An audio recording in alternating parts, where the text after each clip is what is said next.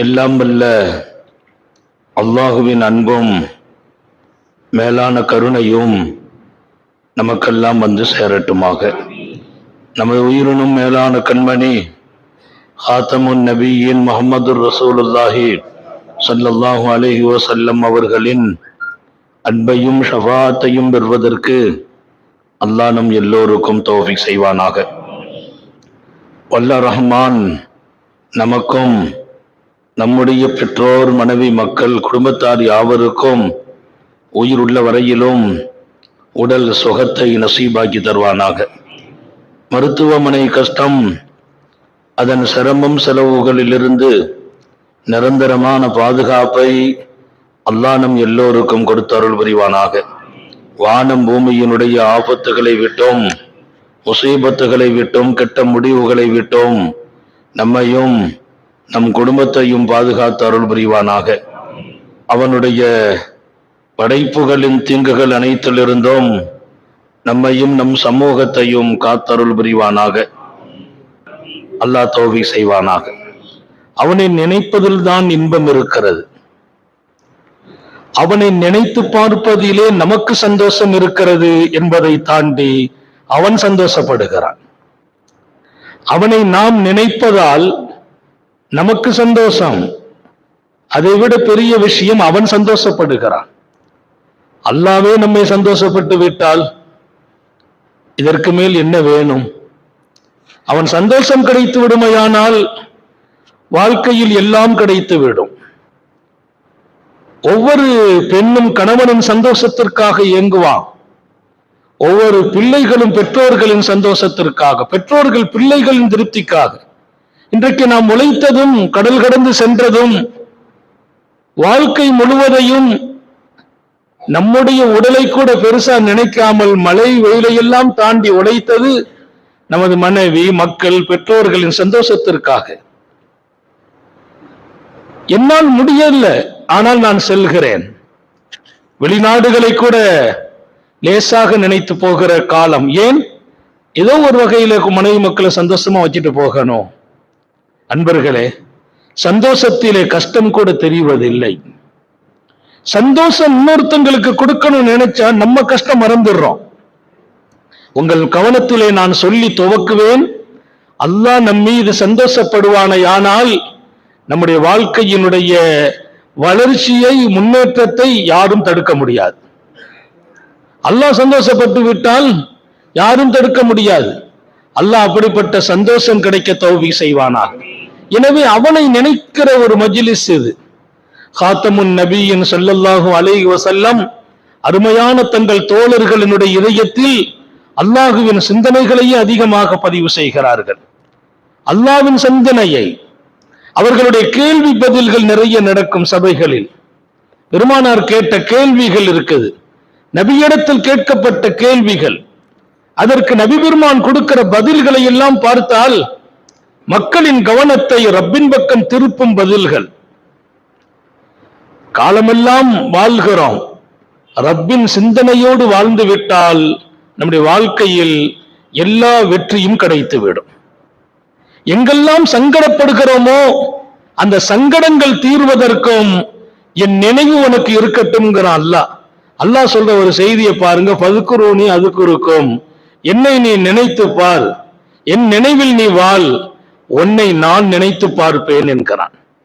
அவன் நினைவில் நாம் இருந்தால் நம்மை அவன் நினைத்து பார்க்கிறான். அவன் நம்மை நினைப்பதை விட பாக்கியம் என்ன இருக்கிறது? எனவே நாம் தான் இன்றைக்கு அவன் நினைவுக்கு வர வேண்டும். நமக்கு ரொம்ப மறதி இருக்கிறது.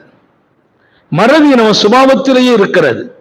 தொழுகையிலேயே அவனை மறக்கிறோம், துஆவிலே மறக்கிறோம், கையேந்துகிறோம், தேவைகளை சொல்கிறோம், நாவுகள் தேவைகளை கேட்கிறது, கைகள் வானை நோக்கி உயர்த்தப்பட்டு இருக்கிறது. ஆனா உள்ளமோ அவனை மறந்து இருக்கிறது. எங்கோ சிந்தித்துக் கொண்டு உட்கார்ந்து இருப்போம். அப்படியே கொஞ்ச நேரம் கையை தூக்கி ஏதோ கேட்டுட்டு முடிச்சிட்டு போறோம். நம்ம மனசு துஆவுல ஒன்றிருந்ததா நமக்கு தெரியல. மறதி, இதற்கு பேர் கஃபலத். வமல்லாஹு பிகாஃபிலின் அம்மா தஅமலூன், நீங்கள் செய்யும் எந்த செயலிலும் அல்லாஹ் மறதியாளன் இல்லை. உங்கள் ஒவ்வொரு செயல்களும் அவன் வாட்ச் பண்ணுகிறான், கண்காணிக்கிறான். அல்லாஹ்வுக்கு தெரியாம நம்ம எதையும் செய்திட முடியாது. அவன் கவனக்குறைவாக இருப்பது இல்லை. இங்கே நமக்கு உணர்த்துகிறான், நம்ம செய்யும் செயலில் கவனக்குறைவு ஜாஸ்தியா இருக்கு. கவனமே இல்லாத தொழுகை, கவனமே இல்லாத துவா, இதிலிருந்து நம்மை நாம் மாற்ற வேண்டும். அவனுடைய ஆயத்துகளை நீங்கள் சிந்தித்தால், அல்லாஹ்வின் வசனங்களை சிந்தித்தால், அதிலே கவனம் போய்விடுமையானால் நம்ம வீட்டை தேடி ரிஸ்கை கொண்டு குவித்து விடுவான் அல்லாஹ். நபி பெருமானார் ஸல்லல்லாஹு அலைஹி வஸல்லத்தின் காலம், யமன் தேசத்திலிருந்து சஹாபிகள் வந்து இறங்கி இருக்கிறார்கள். மதீனாவிலே யமனில் இருந்து வந்திருக்கிறார்கள். அபூ மூஸல் அஷ்அரியினுடைய தலைமையிலே வந்து இறங்கி இருக்கிறார்கள். சர்க்காரை ஆலம் ஸல்லல்லாஹு அலைஹி வஸல்லம் அவர்களை தங்க வைத்திருக்கிறார்கள். அவர்களுக்கான உணவு ஏற்பாடுகளையும் நபியே செய்கிறார்கள். நபி பெருமானார் ஸல்லல்லாஹு அலைஹி வஸல்லம் ஏழையாக வாழ்கிறேன் என்கிறார்கள், ஏழையாக வாழ பிரியப்படுகிறேன் என்கிறார்கள்.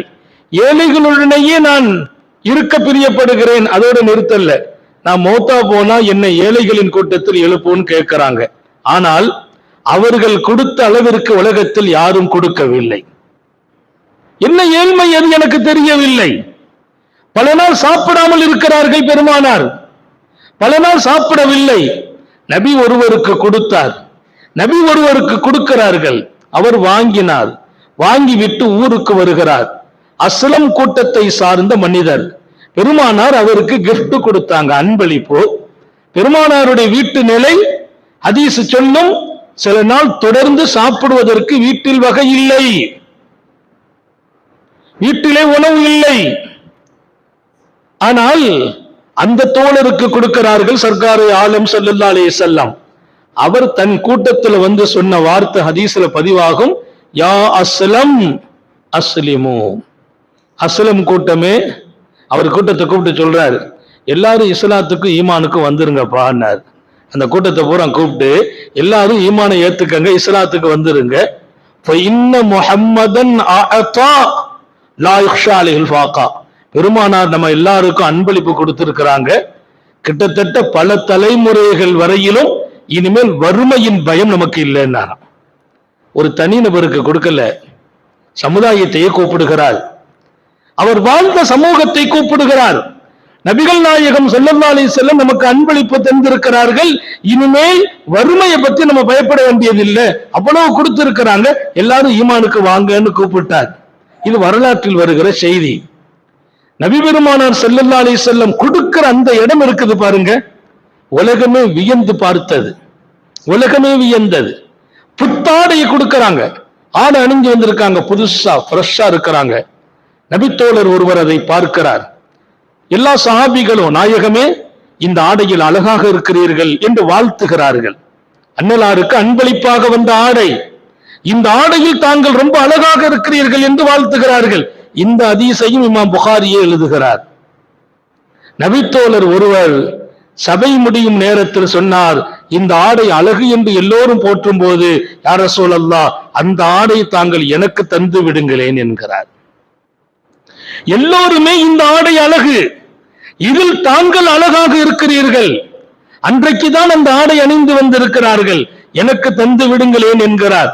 மொத்த தோழர்களும் அவரை கொஞ்சம் பார்வையால் முகம் சுளிக்கிறார்கள்.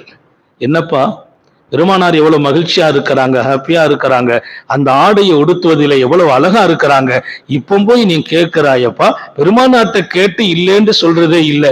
அனஸ் பின் மாலிக் ரலியல்லாஹு அன்ஹு அவங்க சொன்ன வார்த்தை, பெருமானார் ஸல்லல்லாஹு அலைஹி வஸல்லம் அவர்கள் எந்த ஒன்று கேட்கப்பட்டும் இல்லை என்று சொன்ன வார்த்தை என் காதில் கேட்கவே இல்லை. அல்லாஹ் நம்ம எல்லாருக்கும் தௌபீக் செய்வானாக.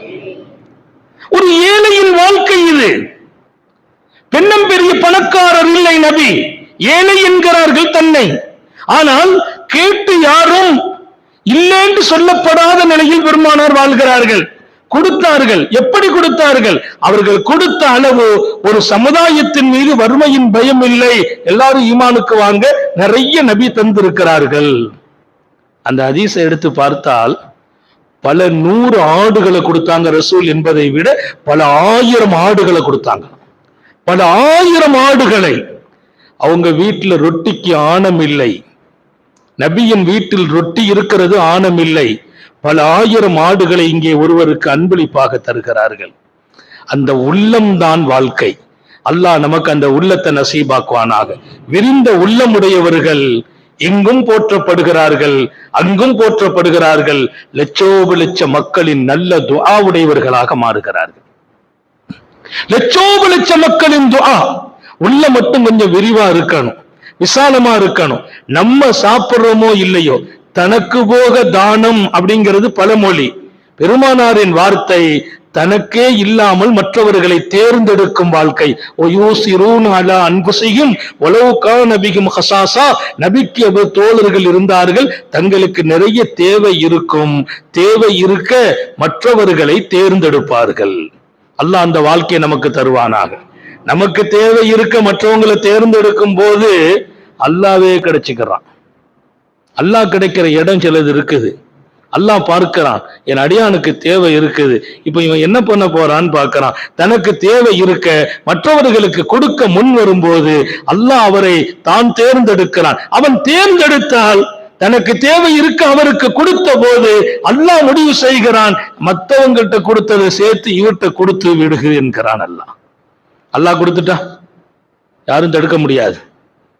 கொடுப்பவன் அவன், அவன் கொடுத்ததை தடுக்க யாரும் இல்லை. லா மானிய லிமா அத்தைத்தா. பெருமானார் துஆ செய்வாங்க, ரப்பே நீ கொடுத்தால் அதை தடுக்கும் சக்தி இந்த உலகத்தில் யாருக்கும் இல்லை. அல்லாஹ் நிரம்ப கொடுப்பானாக. அவன் கொடுத்தால் யாரும் தடுக்க முடியாது. இன்றைக்கு நாம் அவனிடத்தில் இருந்து எதிர்பார்க்கிறோம், அவனிடத்தில் இருந்து வாங்குகிற அந்த வாழ்க்கை நமக்கு கிடைக்க வேண்டுமா இல்லையா? அஷாரி கூட்டம் யமன் தேசத்திலிருந்து வந்திருக்கிறார்கள். வல்லல் நபிகள் அவர்களை உட்கார வச்சு, ஒரு ஆள் இல்ல, ரெண்டு ஆள் இல்ல, நிறைய பேர் வந்திருக்கிறாங்க. அவங்களை உட்கார வச்சு சாப்பாடு கொடுக்கறாங்க. பெருமானார், நம்ம வீட்டுல ஒரு 10 பேருக்கு விருந்து கொடுக்கறதே நமக்கு ஒரு கஷ்டமா இருக்கும். ஒரு தடவை கொடுக்கலாம் ஒரு 10 பேருக்கு விருந்து. டெய்லி ஒரு 10 பேருக்கு விருந்துனா இன்னும் சிரமமா இருக்கும். ஆனா டெய்லி யமனிலே இருந்து வந்த ஒரு பெரிய ஜமாத், பெரும் கூட்டம், ஃபேமிலியா வந்திருக்கிறாங்க எல்லாரும். அவ்வளவு பேரையும் உட்கார வச்சு சாப்பாடு. ஒரு நாள் சாப்பாடு வரல, மதியம் ஆச்சு. கிட்டத்தட்ட லுகரை தாண்டி நேரம் போயிட்டு இருக்குது. இங்கே ஒரு சின்ன சலசலப்பு இருக்கிறவங்களுக்கு. பெருமானார் ஸல்லல்லாஹு அலைஹி வஸல்லம் அனுப்பலியை இன்னும் ஞாபகப்படுத்தி ஒருவரை அனுப்பி வைக்கிறாங்க. கேட்க மாட்டாங்க சஹாபாக்கள். கேட்கறது பழக்கம் இல்லை. அல்லாஹ் நம்ம எல்லாருக்கும் தௌஃபீக் செய்யட்டும். அல்லாஹ்வை தவிர யார்ட்டையும் கேட்க கூடாது, அதுல உறுதியா இருப்போம். கேட்கறது அல்லாஹ்ட்ட தான் கேட்கணும், யார்ட்டையும் கேட்க கூடாது. அடுத்தவங்கள்ட்ட கேட்டா அது அவமானம், கண்ணிய குறைவு. ரப்புட்ட கேட்டா கண்ணியம். ரப்பு நேரடியா கொடுக்கறதுன்னு இல்லை, யார்கிட்ட கேட்கணும்னு நினைச்சோமோ அவரை வச்சே நமக்கு கொடுத்துருவான். ஆனா நம்ம கேட்கறது அவன்கிட்ட கேட்கணும். அல்லாஹ் உங்களுக்கு எனக்கும் தௌஃபீக் செய்வானா. அன்றைக்கு சாப்பாடு லேட்டு, பெருமானார்ட்ட சாப்பாடு அனுப்புங்கன்னு சொல்லல, ஒருவரை ஞாபகப்படுத்தி இன்னும் வந்து சேரல உணவு அப்படின்னு சொல்லி அனுப்புறாங்க. அவர் மஸ்ஜித் நபவி உள்ள வருகிறார். வந்தவர் நபி இடத்துல கேட்கல, உள்ள வர்றதுக்குள்ளால் வெளியில இருந்தவர் நுழையும் போது ஒரு ஆயத்து காதுல விழுது. குர்ஆனுடைய ஆயத்து, மாமின் தாபத்தின் இல்லா அலல்லாஹி ரிஸ்குஹா. இந்த பூமியில் வாழ்கிற உயிரினங்கள் அனைத்திற்கும் இரணம் கொடுப்பது அல்லாஹ்வின் பொறுப்பு அப்படின்னு ஒரு ஆயத்து. அந்த ஆயத்தை அவரை ஸ்டாப் பண்ணிட்டு உள்ள வந்து கேட்கல. இல்ல சாப்பாடு இன்னும் வரல, ஞாபகப்படுத்த வந்தவர் ஞாபகப்படுத்தணுமா இல்லையா? வானிலை இங்கே இருப்பவர்களுக்கெல்லாம் உணவளிப்பது அல்லாஹ்வின் பொறுப்பு என்று வசனம். அது அவர் காதில் விழுது. உடனே திரும்பி போயிட்டார். அங்க போனா அந்த மக்கள், யமன் தேசத்து மக்கள், என்ன போயிட்டீங்களா, சொன்னீங்களா, ஏற்பாடு ஆயிட்டுன்றார். என்ன ஆயிட்டு? சாப்பாடு ஏற்பாடு ஆயிட்டுன்றார். ஆனா இவர் சொல்லவே இல்லை. இங்க கொஞ்சம் மறந்துட்டாங்க கொடுத்து அனுப்புறதுக்கு, சொல்லல. அங்க கேட்டா ஏற்பாடு ஆயிட்டுங்கிறார். ஒரு 10 நிமிடம் தாமதிக்கும், கதவை தட்டப்படுகிறது. கதவை தட்டுறாங்க. தட்டின உடனே இங்க இருந்து எழுந்திருச்சு போய் பார்த்தா வெளியில ஆள் நிக்குது. கதவை திறந்தா உணவு வருது. உணவு கொண்டு வைக்கிறாங்க. அப்ப கரெக்ட் அவர் சொன்னாரு, ஏற்பாடு ஆயிட்டுன்னாரு. அங்க இருந்தா வந்திருக்குன்னு உள்ள வந்தா வகை வகையா உணவுகள், எல்லாரும் சாப்பிட்டாங்க. அன்னைக்கு எப்போதை விட சாப்பாடு கொஞ்சம் கூடுதலா வந்திருக்கு. சாப்பிட்டு முடிச்சுட்டு சாபாக்கள் சேமிச்சு வைக்கிறது இல்லை, உடனே அந்த சாப்பாடை பாக்ஸ்ல வச்சு நபிட்ட கொடுத்து அனுப்புறாங்க. நாயகமே, இன்னைக்கு கொஞ்சம் கூடுதலா வந்து விட்டது, மிச்சம் இருக்குது, மற்றவங்களுக்கு பயன்படுத்துங்கன்னு அனுப்பி வைக்கிறான். அந்த சாப்பாடு நபி தர்பாருக்கு வருது. யார சூழல் கொஞ்சம் மிச்சமாகி போச்சு. நபிக்கு அப்பதான் சொல்றாங்க, நான் அனுப்பி வைக்கலையே, நான் அனுப்பலையே. இல்ல தாங்க தான் அனுப்பி வச்சதா சொன்னார். யாரு சொன்னா? அவரை கூப்பிடுங்க. அவரை கூப்பிட விட்டாங்க. அவர் வந்தார். என்னப்பா நீ வந்து கேட்கலையப்பா? அம்மா நான் வந்தேன் கேட்கறதுக்கு. இந்த ஆயத்து ஓதப்பட்டுச்சு. உமாமின் தாபத்தின் ஃபில் அர்ல் இல்லா அலல்லாஹி ரிஸ்குஹா. இந்த பூமியில் வாழ்கிற உயிரினங்கள் அனைத்திற்கும் இரணம் கொடுப்பது என் பொறுப்பு அல்லாஹ் சொல்லிட்டான். அந்த ஆயத்தை கேட்டேன். அப்புறம் நம்ம ஏன் போய் இங்க ஞாபகப்படுத்தணும்? அவன் பொறுப்புல என்னைக்கு அவன் மறக்க மாட்டான். அந்த நம்பிக்கை நம்ம எல்லாருக்கும் அல்லாஹ் நசீபாக்குவானா. நான் இன்றைக்கு சொல்ல வருகிற செய்தி, நாம் கவனக்குறைவாகவே ஓதுகிறோம், கவனக்குறைவாகவே துஆ செய்கிறோம், கவனக்குறைவாகவே தொழுகிறோம், கவனக்குறைவாகவே திக்ர் செய்கிறோம். அல்லாஹ் அல்லாஹ் என்று நாவு சொல்கிறது, உள்ளம் மறந்து போயிருக்கிறது. அல்லாஹ்வே என்று கையேந்துகிறோம், உள்ளம் மறந்து போயிருக்கிறது. அல்லாஹு அக்பர் என்று தக்பீர் கட்டுகிறோம், உள்ளம் மறந்து போயிருக்கிறது. இங்கே நம்முடைய துஆக்கள், நமது திக்ருகள், நம்ம குர்ஆனை ஓதுகிறோம், உள்ளம் எங்கோ இருக்கிறது. இன்னும் பல பேர் பொருளே தெரியாமல் ஓதுகிறோம், பொருளே தெரிவதில்லை. அவருக்கு அந்த பொருள் கேட்க வந்தவர் நின்று போயிட்டார். பெருமானார் கூப்பிட்டு கேட்டாங்க, என்னப்பா நீ சாப்பாடு கேட்க வந்தாயின்னு சொல்றாங்களே, யாரு கொடுத்தாங்க? இல்ல நாயகமே, வந்தேன், குர்ஆனுடைய ஆயத்தை காதுல கேட்டேன், எல்லாருக்கும் ரிஸ்க் அல்லாஹ்வுடைய பொறுப்பு. அப்ப நம்ம பொறுப்புல இருக்கிறது கிடைச்சிடும், நான் போயிட்டேன். நபி அவங்க அந்த சாப்பாடை சாப்பிட்டு சாபாக்கள் சொன்னாங்க, இன்னைக்கு சாப்பாடு கொஞ்சம் கூடுதலா வந்துச்சு, ரொம்ப நிரம்ப வந்திருக்குது, எப்போதும் இல்லாத அளவுக்கு ருசியா இருந்துச்சுன்னாங்க. சர்க்காரை ஆளும் அந்த மிச்ச சாப்பாடை வாங்கிட்டு சொன்னாங்க, உங்களுக்கு தெரியுமா இது அவன் டைரக்டா கொடுத்த உணவுன்னாங்க. அவன் டைரக்டா கொடுத்துட்டான். என்ன, அவன் பொறுப்பு குர்ஆன் ஆயத்தை அவர் நம்பி விட்டார். இந்த பூமியில் இருக்கிற உயிரினங்களுக்கெல்லாம் உணவு கொடுப்பது அல்லாஹ்வின் பொறுப்பு என்று வந்த குர்ஆனை அவர் நம்பினார். அவன் டைரக்டா கொடுத்துட்டான். இன்னைக்கு அங்கிருந்தே ரிஸ்க் வந்திருக்கு. இந்த ரிஸ்க் நீங்கள் கொடுத்து வைத்தவர்கள் என்றார். அல்லாஹ் நமக்கு தௌஃபீக் செய்வானாக. அல்லாஹ் எப்போதும் அப்படி செய்யறது இல்லை, காரணங்களை வச்சுதான் காரியத்தை நடத்துறது. அப்படி நமக்கு ரிஸ்க் வந்துச்சுன்னா வெளிநாட்டுக்கு போக மாட்டோம், புருனைக்கு போக மாட்டோம், மலேசியாவுக்கு போக மாட்டோம், துபாய்க்கு போக மாட்டோம், சிங்கப்பூர் எங்க போவோம்? அல்லாண்டு வீட்டுல உட்காருவோம், வானத்திலிருந்து ரிஸ்க் வந்துகிட்டே இருக்கும். அதல்ல ரப்புடைய நாட்டம். நீ உழைக்க வேண்டும், முயற்சி செய்ய வேண்டும், கடல் கடந்தும் நீ வாழ வேண்டும், அது அல்லாஹ்வின் ஏற்பாடு. ஆனால் நம்பிக்கை மாத்திரம், நீ கடல் கடந்து போன இடத்தின் மீது இருக்க வேண்டாம், என் மீது இருக்க வேண்டும். எங்கும் நீ செல்லலாம், விசாலமாக உழைக்கலாம், உள்ளம் என்னோடு இருக்க வேண்டும். என் ரப்புதான் என்ற உன்னுடைய நம்பிக்கை பிறக்கணும். என்னை மறந்த தொழுகை வேண்டாம், என்னை மறந்த திக்ர் வேண்டாம், என்னை மறந்த துஆ வேண்டாம். பெருமானார் சொன்ன ஒரு செய்தி அழகா இருக்கும். இன்னல்லாஹ் லா யக்பலு துஆ அன் கல்பின் லாஹின்.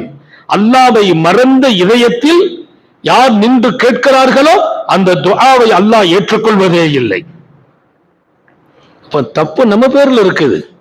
நிறைய கேட்கிறோம், கிடைக்கிறது இல்லை. நம்ம கல்பு இல்லாம கேட்கிறோம், அல்லாஹ்ட்ட கேட்கிறோம், நம்ம கல்பு. அப்ப நீங்க சிந்திங்க, துஆ ஓதும் போது உங்க கவனம் எங்க இருக்குன்னு பாருங்க. யா அல்லாஹ் யா அல்லாஹ்னு கேட்போம், மனசு எங்கேயோ சுத்திக்கிட்டு இருக்கும். மனம் வெளியே இருக்கிற மனிதன் கேட்கிற துஆவை அல்லாஹ் ஏற்பது இல்லை. அவன் அழகாக நடக்கிறான் என்கிறேன், அவன் நான் கேட்டு தடுக்க வேண்டிய அவசியம் அவனுக்கு இல்லை. அவன் கொடுக்க காத்திருக்கிறான். என்ன கேட்க வச்சவன் அவன் தானே.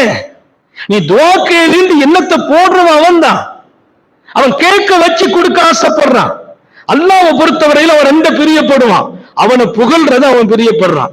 மனிதன் தன்னை புகழ பிரியப்படக்கூடாது, ரப்புக்கு அவனை புகழ்றது பிரியம். குர்ஆனுடைய ஆயத்து கடைசி பூரா பாருங்க, இன்னல்லாஹ ஹுவர் ரஸாக் இன்னல்லாஹ தவ்வாபுன் இன்னல்லாஹ கஃபூருன். அல்லாஹ் மன்னிப்பாளன், அல்லாஹ் கருணையாளன், அல்லாஹ் கண்ணியமானவன், அல்லாஹ் மகத்தானவன், அல்லாஹ் அருளுக்குரியவன், அல்லாஹ் மன்னிப்பவன், அல்லாஹ் ரிசுக் அளிப்பவன். தன்னை புகழ்ந்தே குர்ஆனின் வசனங்கள் முடியும். அவன் தன்னை புகழ்வதை பிரியப்படுகிறான். நமக்கு சொன்னான் புகழை நீ விரும்பக்கூடாது என்றான். அல்லாஹ் நம்ம எல்லாருக்கும் தௌபீக் செய்வானா. ரெண்டாவது, அல்லாஹ் பிரியப்படுறது என்னிடத்துல நீ கேட்கணுங்கிறான். உனக்கு பிரச்சனைனா எங்கிட்ட கேளு, பிரச்சனைனா என்னிடத்துல சொல்லுங்கிறான். நம்ம அவன்கிட்ட சொல்றது இல்ல. உடனே வெளியில போயிடுறோம், யார்ட்டையாச்சும் சொல்றோம், வீட்டுல சொல்றோம், நண்பர்கள்ட்ட சொல்றோம், இன்னைக்கு ரொம்ப கஷ்டமா இருக்குது, கால் வலிக்குது, மூட்டு வலிக்குது. அல்லாஹ் சொல்றான், உனக்கு எப்ப பிரச்சனை வருதோ என்ற கூப்பிட்டுரு, எங்கிட்ட சொல்லு. இதுலயும் நம்மள்ட்ட விலகினோம்.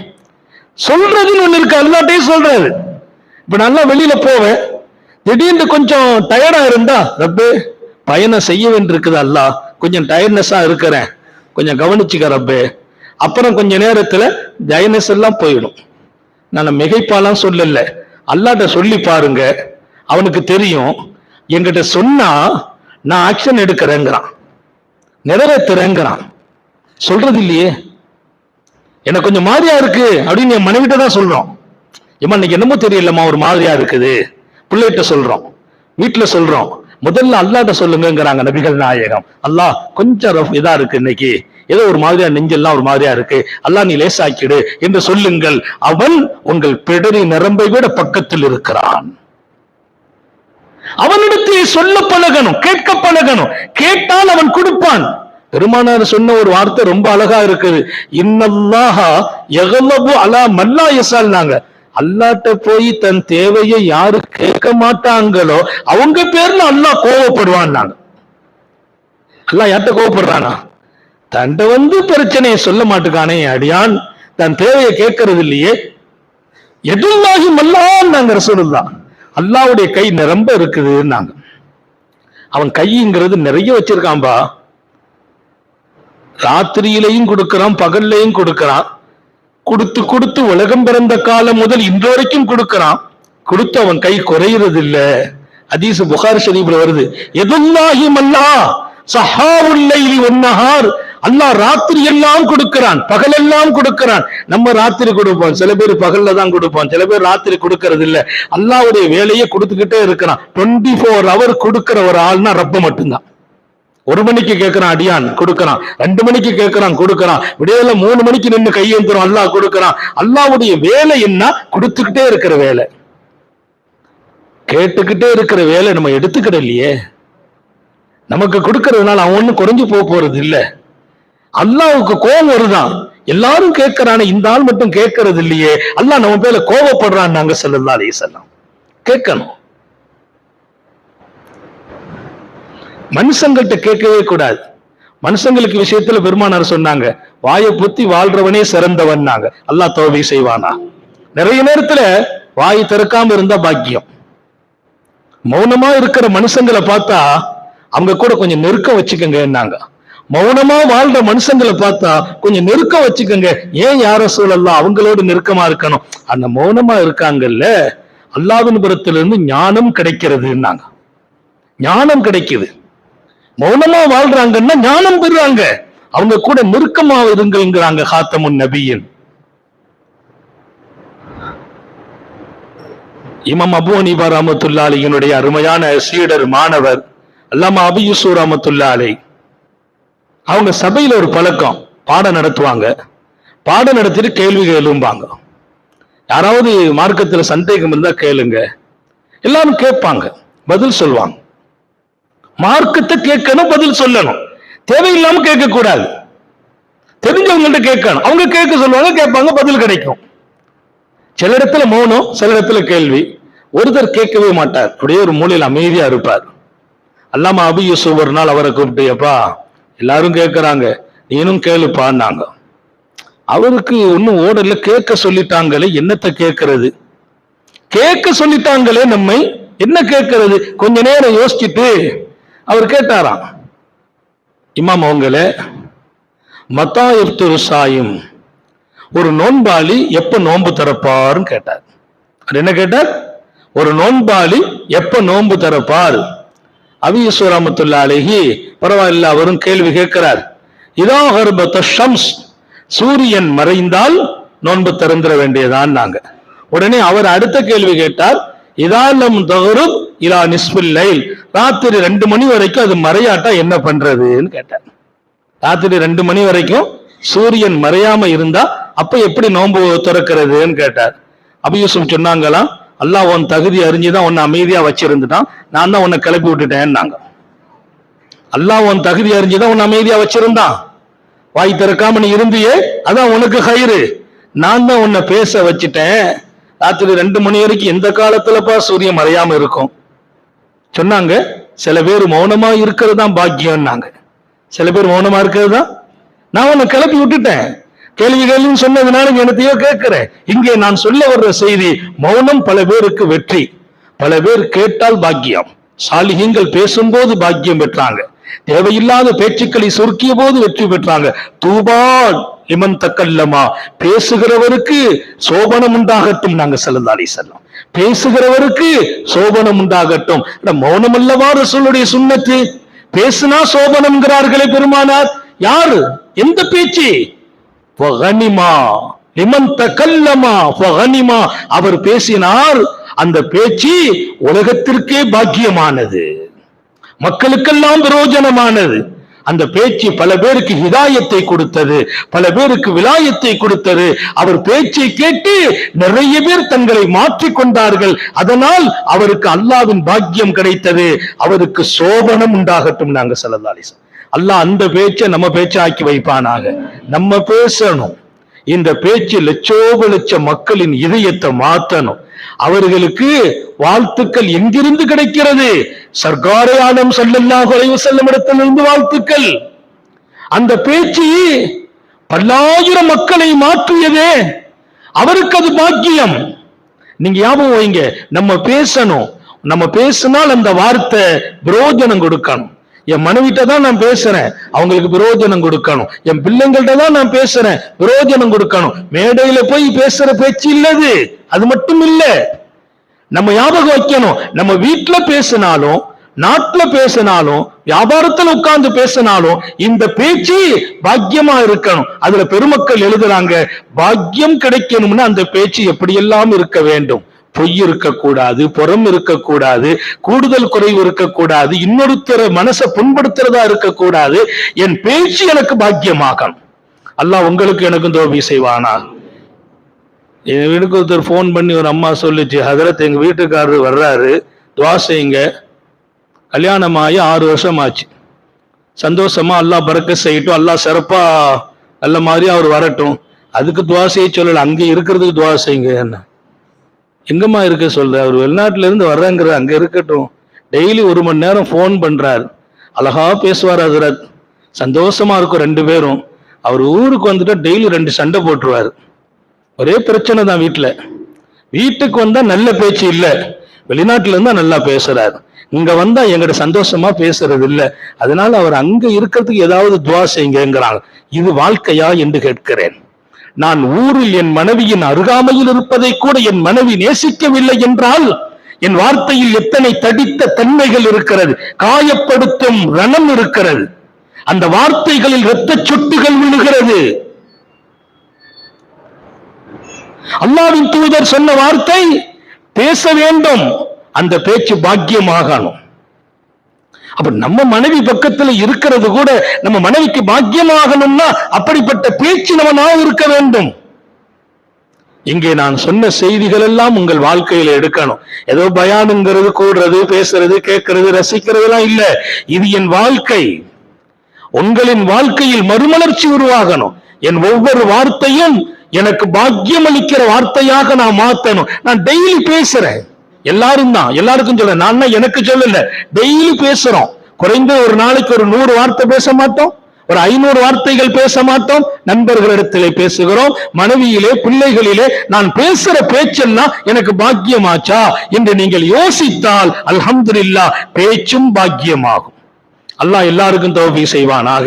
ஆக நம்முடைய வாழ்க்கையின் ஒவ்வொரு பகுதியிலும் கவன சிதறல் தான் நமது சந்தோஷத்திற்கு தடை. கவனம் சிதறியதுதான் அல்லாஹ்வுக்கு நமக்கு நெருக்கம் ஏற்படாம போச்சு. கவனம் சிதறியதால் தான் நம்ம துஆ ஒப்புக்கொள்ளாம படாமல் போச்சு. கவன சிதறால் தான் என் விக்கிர கொண்டு என்ன அமைதி கிடைக்கணுமோ அது கிடைக்காம போச்சு.